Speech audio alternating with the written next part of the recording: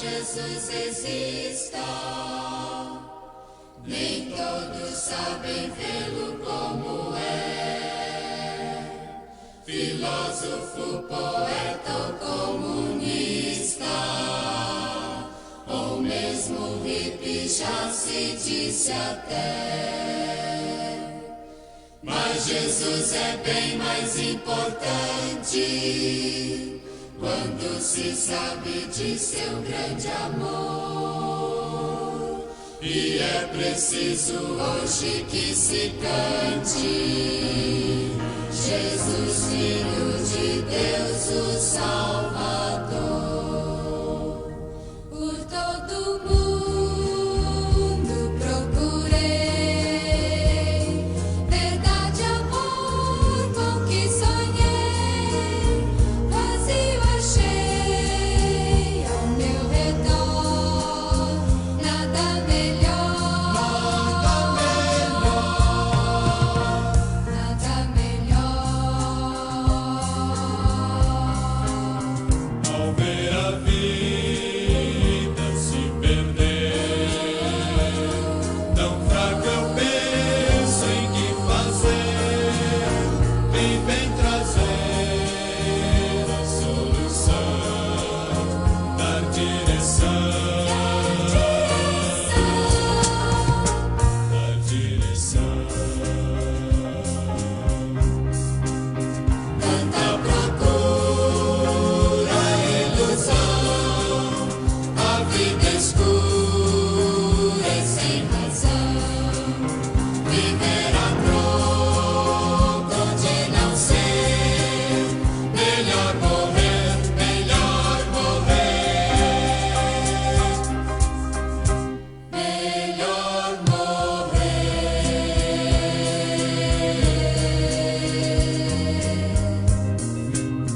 Caminho estreito, via cruz, e no meu peito céu em luz. Meu sonho a paz achei enfim. Jesus em mim,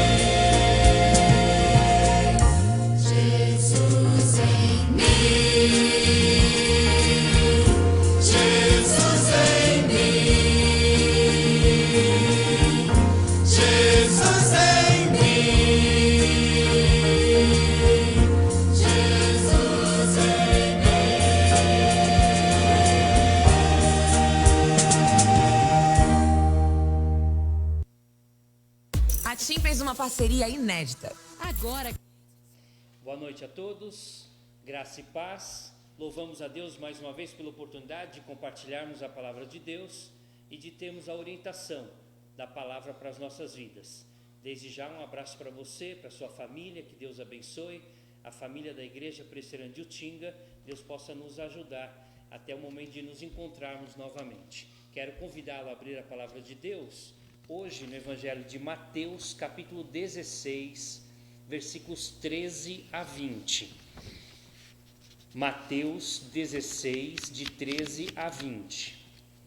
Não estamos fugindo do Evangelho de Marcos, apenas vou usar o texto paralelo de Mateus, que é mais completo que o de Marcos.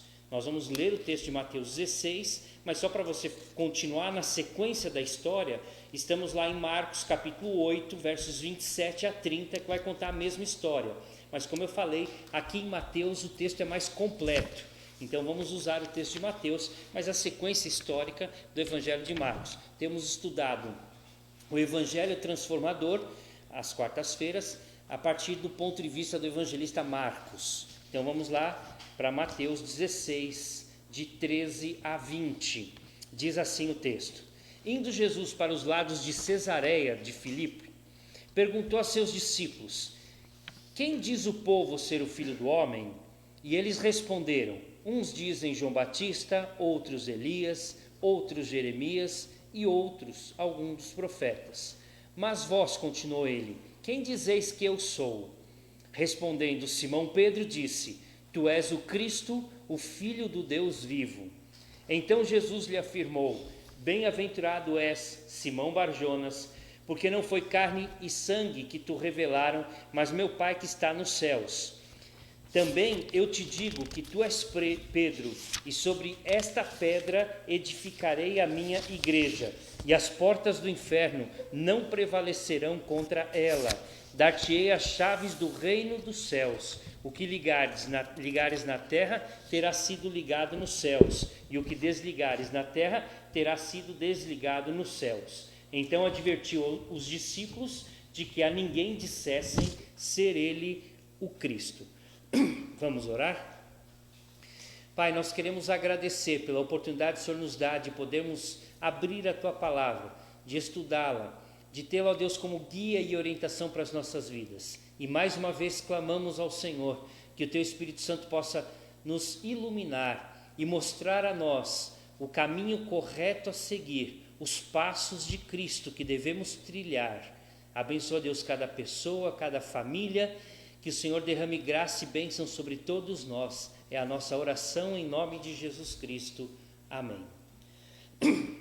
Quem é Jesus para você? Essa é uma pergunta bem interessante, porque não apenas nos dá a ideia exata de Jesus com relação à história, mas nos dá a ideia exata, que é o que eu quero chegar lá na conclusão, da definição pessoal, e muito mais do que uma definição, um conceito pessoal de Jesus sobre o Filho de Deus. Portanto, a pergunta não é o que as pessoas dizem sobre Jesus, mas a pergunta é o que Jesus é para você. Essa foi a pergunta que deu início à conversa de Jesus com os discípulos. Eu quero lembrá-lo que esse é um texto muito importante, porque este texto dá início ao que nós chamamos de ministério particular de Jesus, onde ele vai focar o ensino aos seus discípulos. Embora ele vai trazer ainda alguns ensinamentos a multidões, ainda vai fazer alguns milagres, mas o foco dele a partir de agora vai ser a conversa e o ensinamento com os seus discípulos. Muitas vezes daqui para frente ele vai trazer assuntos bem pessoais, como logo a seguir ele vai colocar a respeito da sua morte e ressurreição. Na verdade, ele vai dizer 2 vezes neste próximo capítulo a respeito da sua morte e ressurreição, em particular aos seus discípulos. Vale ainda, para a gente pensar um pouquinho nessa introdução, o pano de fundo histórico e geográfico onde tudo isso que nós lemos aconteceu, onde esta grande declaração de fé de Pedro aconteceu. O texto diz que eles estavam para os lados de Cesareia de Filipe. Onde era Cesareia de Filipe? E o que representava Cesareia de Filipe? Vamos entender um pouquinho. O nome... Cesareia de Filipe fica ao extremo norte de Israel, bem ao norte de Israel, aos pés do Monte Hermon, a 190 quilômetros de Jerusalém. É o ponto mais extremo norte de Israel, uma terra extremamente pagã, muito idólatra, onde alguns judeus viviam, mas muitos gregos viviam, por ser uma colônia dos gregos e também de romanos ali naquele local. O nome antigo da cidade não era evidentemente Cesareia de Filipe, era Balinas, porque era um centro do culto a Baal, portanto ainda muito resquício da adoração a Baal existia lá. Um nome mais recente, antes de Cesareia de Filipe, para Balinas, era Panins. Por quê? Porque ali a cultura grega, a mitologia grega diz que o deus da natureza, Pan, havia nascido ali numa colina, então eles também traziam como uma cidade do deus da natureza grego chamado Pan. Então muitos adoradores de Pan também habitavam naquela cidade. Então você vê o contexto bem idólatra, bem pagão que havia na cidade. Mais recentemente, no alto de uma montanha, Filipe, que era o governador da região, em homenagem a Tibério César, que era o imperador, muda o nome da cidade, constrói um templo para César, que era considerado um deus. Então, além do culto a Baal, além do deus Pan, o deus da natureza, culto a Pan, também Filipe, o governador, constrói numa montanha um templo a César, e ali é cultuado César, e muda o nome da cidade para Cesareia de César de Filipos, que é o nome dele. Então nós vemos aqui toda a cultura pagã e idólatra que cercava este acontecimento.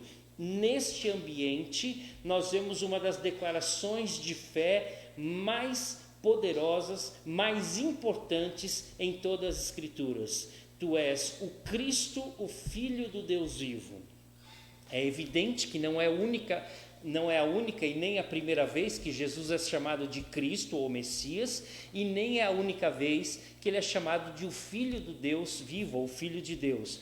Inclusive, o próprio Satanás, por 2 vezes, já o havia chamado de Cristo e de Filho de Deus, quando endemoniados encontraram com Jesus. Enfim, há muitas situações em que isso ocorre, mas esta é a primeira declaração em que Jesus pede uma definição e racionalmente é pensado, evidentemente pela direção do Espírito Santo, como vamos ver, uma profissão de fé, uma declaração de fé como esta: tu és o Cristo, o Filho do Deus vivo.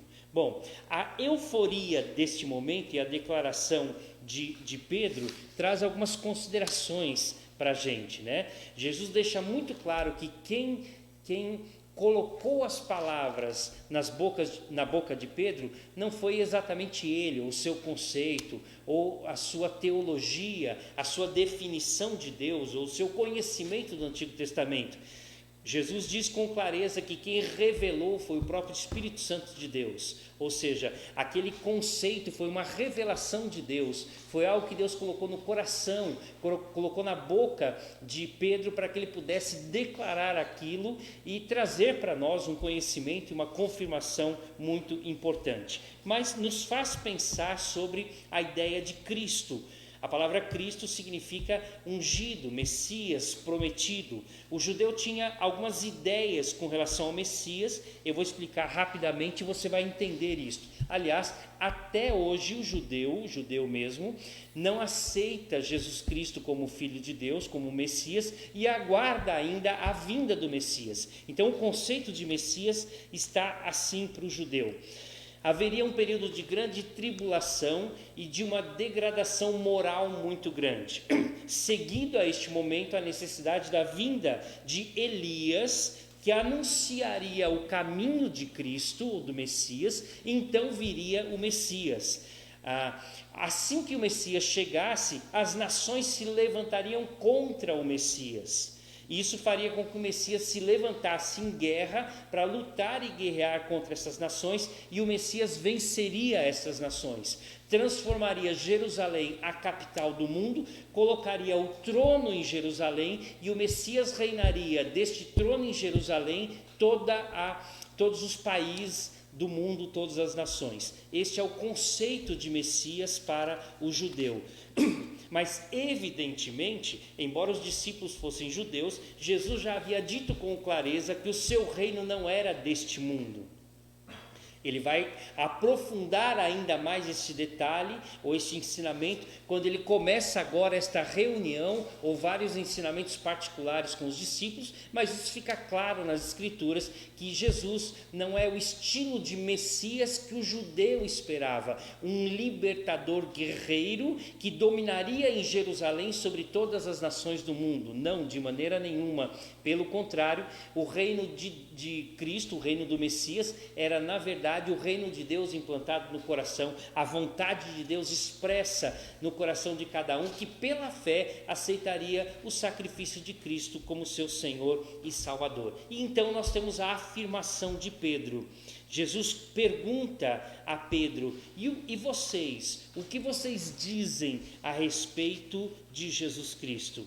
Muitos têm afirmado que Pedro, diante da sua afirmação, tu és o Cristo, Filho do Deus vivo, e diante da declaração de Jesus, Tu és Pedro, e sobre esta pedra edificarei a minha igreja.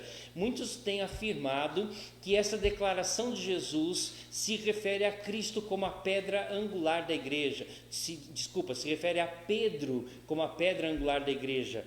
Ou Pedro como o líder da igreja, aquele que tem as chaves dos céus, como o texto vai colocar um pouco mais para frente, o que na verdade não é de maneira alguma a afirmação de Cristo. Por exemplo, a Igreja Católica Apostólica Romana afirma que Pedro é o primeiro pai da igreja, o primeiro papa da igreja. Eles afirmam que Pedro é a pedra angular da igreja. E na verdade não é isso de maneira nenhuma, nem que Jesus diz e nem Pedro se considerava dessa forma.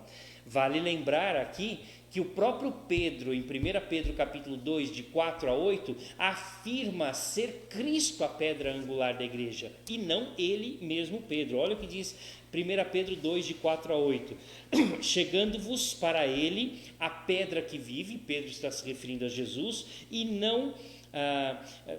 chegando-vos para ele a pedra que vive, rejeitada sim pelos homens, mas para com Deus eleita e preciosa. Também vós mesmos, como pedras que vivem, sois edificados casa espiritual para seres sacerdócio santo, a fim de oferecer sacrifícios espirituais agradáveis a Deus por intermédio de Jesus Cristo, pois isto está nas Escrituras. Eis que ponho em Sião uma pedra angular, eleita e preciosa, e quem nela crer não será de modo algum envergonhado. Para vós outros, portanto, os que credes, é a preciosidade, mas para os descrentes, a pedra que os construtores rejeitaram, essa veio ser a principal pedra angular, pedra de tropeço e rocha de ofensa. São esses os que tropeçam na palavra, sendo desobedientes para o que também foram postos. Ou seja, clara a afirmação de Pedro de que Jesus é a pedra angular, rejeitada por muitos, inclusive por muitos judeus, e aceita por muitos pela fé. Jesus é a pedra angular da igreja e não, de maneira nenhuma, Pedro é a pedra angular. Não foi isso que Jesus quis dizer e não era isso que Pedro imaginava de si mesmo. Até porque, ainda falando um pouco de Pedro, esta afirmação de Pedro, tão inspirada por Deus, e aí realmente isso de fato acontece, logo em seguida Pedro tem uma experiência totalmente contrária. Então vamos comparar aqui dois textos interessantes seguidos na história de Pedro. Nós temos aí Mateus 16, o texto que nós lemos, versículos 16 e 17. Respondendo, Simão Pedro disse: Tu és o Cristo, o Filho do Deus vivo. Então Jesus lhe afirmou: Bem-aventurado és, Simão Barjonas, porque não foi carne e sangue que te revelaram, mas o meu Pai que estás nos céus. Olha que coisa extraordinária, Pedro sendo usado por Deus para trazer uma confissão de fé extraordinária. Mas olha os versos seguintes, versos 21 a 23. Desde esse tempo, começou Jesus a mostrar a seus discípulos que lhe era necessário seguir para Jerusalém e sofrer muitas coisas dos anciãos, dos principais sacerdotes e dos escribas, ser morto e ressuscitado no terceiro dia. E Pedro, chamando-o à parte, começou a reprová-lo, dizendo: Tem compaixão de ti, Senhor, isso de modo algum te acontecerá. Mas Jesus, voltando-se, disse a Pedro: Arreda, Satanás, tu és para mim pedra de tropeço, porque não cogita das coisas de Deus, e sim das coisas dos homens. Ora, não poderia de maneira alguma Jesus dizer a Pedro: você é a pedra angular da igreja, e sobre você eu vou edificar a minha igreja, e logo em seguida dizer a Pedro: arreda-te, Satanás, você é pedra de tropeço. É evidente que Jesus não estava se referindo de maneira nenhuma a Pedro como pedra angular da igreja, como papa da igreja, como primeiro pai da igreja, de maneira nenhuma. Então Jesus evidentemente se referia à afirmação de Pedro como a pedra angular da igreja, ou seja, tu és o Cristo, o Filho do Deus vivo. Ali seria alicerçada a fé cristã no Messias prometido, no Deus vivo e verdadeiro que é Jesus Cristo, não em Pedro, mas na afirmação revelada por Deus que Pedro trouxe à fé cristã e a todos nós. Portanto, Cristo, a pedra angular da igreja, Cristo, o Filho do Deus vivo, Cristo é o eterno Senhor e absoluto. Mas a pergunta fica para a gente, fiz lá no começo e começo a tratar dela agora. Quem é Jesus para você? Quem é Jesus para você? Vale destacar que as pessoas nos dias de Jesus não tinham uma definição muito clara sobre quem era Jesus. Há um texto bem interessante, João capítulo 10, versículos 19 a 21, e nós lemos assim: por causa dessas palavras, rompeu nova dissensão entre os judeus, e muitos diziam: ele tem demônio, e enlouqueceu, se referindo a Jesus, porque o ouvis.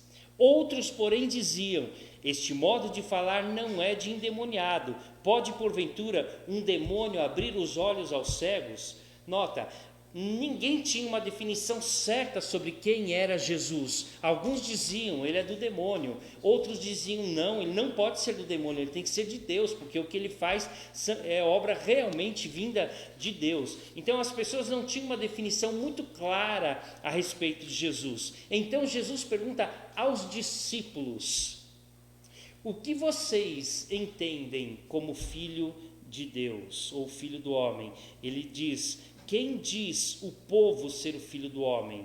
Então vem a resposta dos discípulos com relação à opinião dos outros. Então começa assim, conforme nós lemos no versículo de número 14. Então uns diziam: João Batista.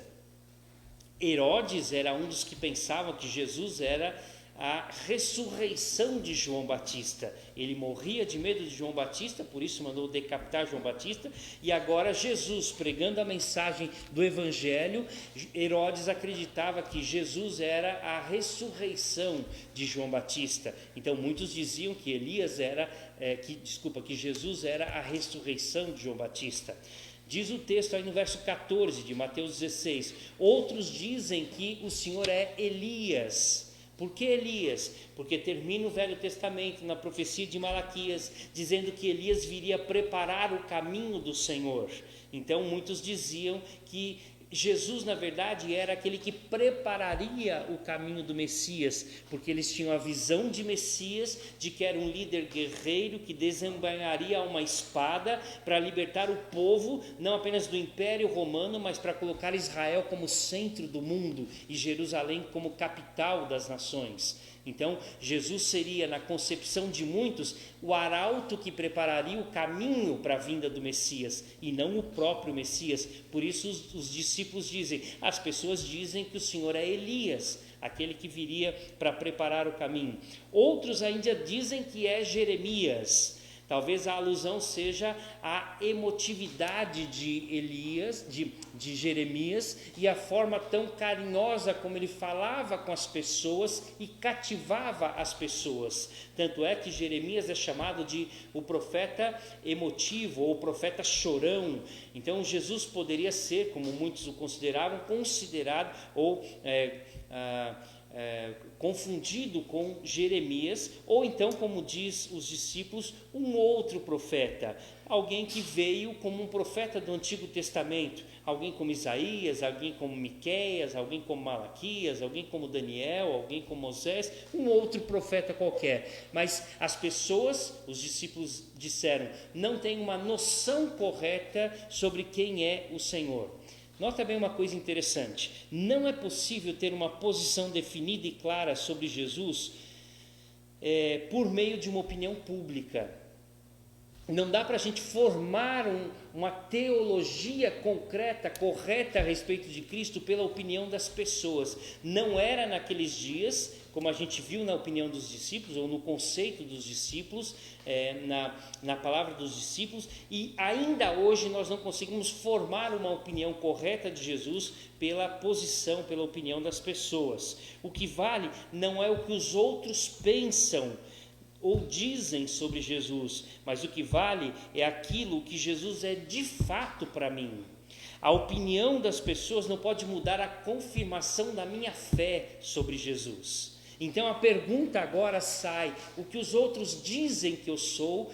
E Jesus então volta agora para os discípulos e diz: e vocês, o que pensam sobre mim? Veja o que diz o verso 15: mas vós, continuou Jesus, quem dizeis que eu sou? E essa é a pergunta que fica para a gente: quem é Jesus para você?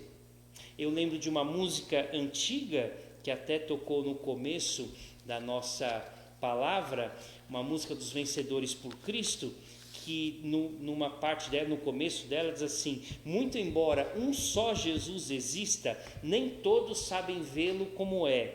Filósofo, poeta ou comunista, ou mesmo hippie, já se disse até. Muitas pessoas têm muitos conceitos sobre Jesus. Elias, algum profeta, Jeremias, João Batista, um comunista, um filósofo, um poeta, um hippie, um agitador, uma pessoa que veio para fazer o povo ter opiniões apenas como um pensador. De maneira nenhuma a opinião das pessoas pode formar o nosso conceito de fé a respeito de Jesus. Então a pergunta é, e continua sendo: quem é Jesus para você? Quem é Jesus para você? E o próprio texto responde para a gente. Se você quiser, o próprio texto dá este conceito sobre a teologia correta de Jesus. Primeiro, Jesus é o Filho de Deus. O texto diz: não há Deus maior do que Jesus. Não há outro Deus além de Jesus, além do Senhor. Para não irmos muito longe, João 1,18 diz que ninguém viu a Deus, mas quem quiser conhecer a Deus precisa se apresentar a Jesus, ou precisa conhecer Jesus como o único Filho de Deus.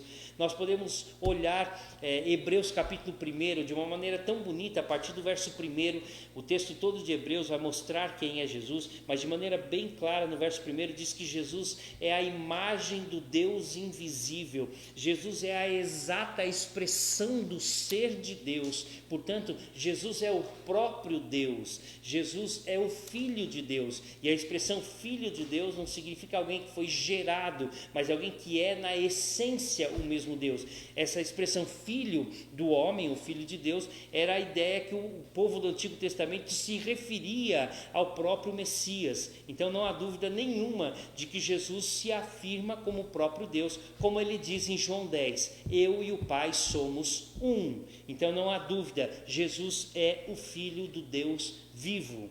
Jesus é o próprio Deus em pessoa, encarnado, ali presente no povo e até hoje nos nossos corações. O texto ainda diz que Jesus é o Messias. Tu és o Cristo, é o Messias prometido, é o ungido de Deus. Na verdade, o que o texto quer dizer é que Jesus é o cumprimento das promessas de Deus, porque o Messias é aquele que havia sido prometido desde os dias de Moisés, por todos os profetas, e agora o cumprimento da promessa do Antigo Testamento se faz real em Jesus, o Cristo, o Messias ungido de Deus. Em todas as promessas de Deus, João diz, há nelas a confirmação de Jesus, o sim de Jesus. Portanto, Jesus é o Messias prometido, o cumprimento das promessas de Deus. E o texto ainda diz que Jesus é a pedra angular da igreja. Jesus é a essência da igreja, é a fundação da igreja, é o sustentador da fé cristã. Jesus é o fundamento da igreja do Deus vivo, ou seja, não há outra base da fé cristã, da estrutura do cristianismo, a não ser o próprio Jesus. Toda a nossa doutrina, toda a nossa fé é fundamentada na pessoa de Jesus, nos ensinamentos de Jesus. Portanto, Jesus é a pedra angular da igreja, a pedra principal. Para nós que cremos, é com certeza a pedra transformadora. Para muitos, infelizmente, traz a ideia de rejeição, como lemos no texto de Pedro um pouco anteriormente.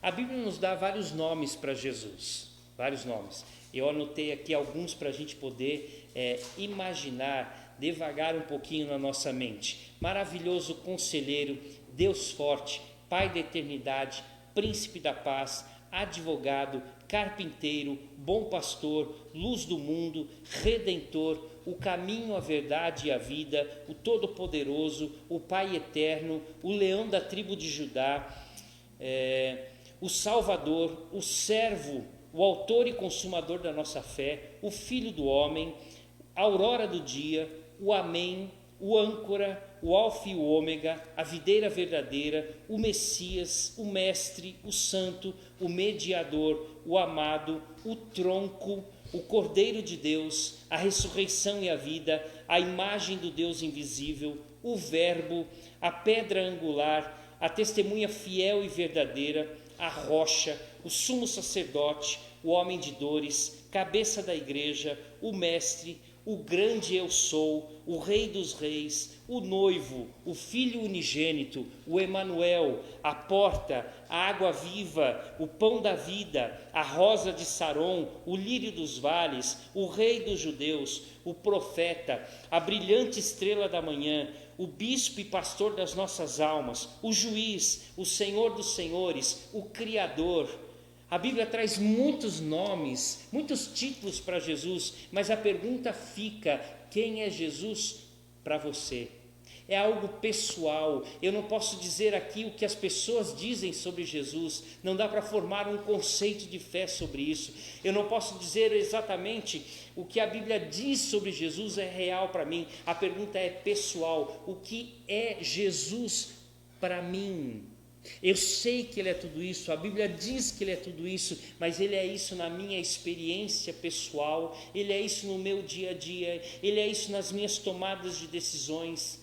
Quem é Jesus para você? Essa é a pergunta que nós temos que responder diante da palavra de hoje. Jesus pergunta: quem eu sou para os outros? Os discípulos respondem. Então Jesus pergunta: quem eu sou para vocês? Esta é a pergunta.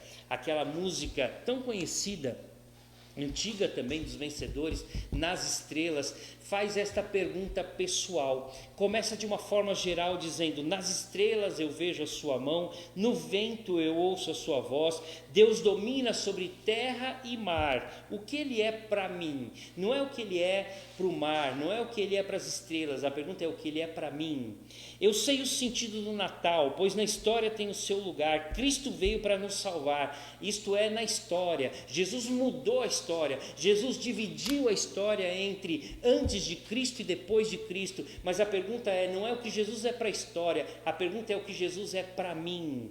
Até que um dia o seu amor senti, a sua imensa graça eu recebi. Descobri então que Deus não vive longe, lá no céu, sem se importar comigo, mas agora ao meu lado está. Cada dia eu sinto o seu cuidar, ajudando-me a caminhar. Tudo é Jesus para mim. A pergunta é: o que Jesus é para você? Que você possa refletir nesta música que vamos tocar daqui a pouco. Tudo é Jesus para mim. Vamos orar? Pai de amor e de misericórdia, muito obrigado pela pessoa de Jesus Cristo, por tudo que Ele fez, por tudo que Ele ensinou e por tudo que Ele representou ao longo da história. Mas a pergunta, ó Deus, que eu tenho que responder hoje no meu coração é: o que Jesus é para mim? Que cada um possa responder esta pergunta com a mesma convicção que Pedro teve ao responder, com a mesma revelação e unção que Pedro teve ao responder: Tu és o Cristo, o Filho do Deus vivo. O Senhor é o meu Senhor, o meu Salvador, o Rei ungido da minha vida. Senhor, tudo o Senhor é para mim. É o meu levantar, é o meu deitar, é o meu vestir, é o meu trabalhar, é o meu viver em família, é o meu sustento, é o meu respirar. O Senhor é tudo para mim. Muito obrigado por esta grande oportunidade de ter o Senhor na minha vida. Que essa seja a experiência de todos aqueles que agora ouvem esta palavra, que Jesus represente tudo em suas vidas. Seja assim, para a honra e glória do teu nome. Em Cristo Jesus oramos. Amém. Que Deus te abençoe e que você possa refletir sobre esta palavra e Jesus seja tudo na sua vida. Lembre-se de compartilhar conosco nas mídias sociais, no Facebook Igreja Presbiteriana de Utinga. Inscreva-se também em nosso canal do YouTube Igreja Presbiteriana de Utinga. Acione o sininho e receba as nossas notificações, nos ajudando a divulgar a palavra de Deus.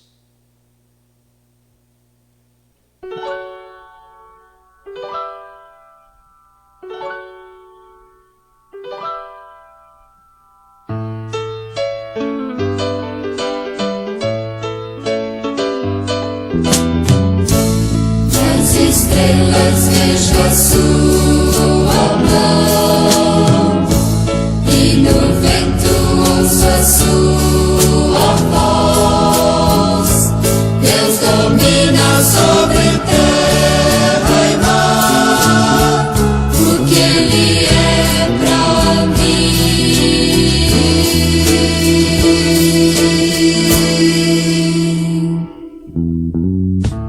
Eu sei o sentido do Natal, pois na história tem o seu lugar.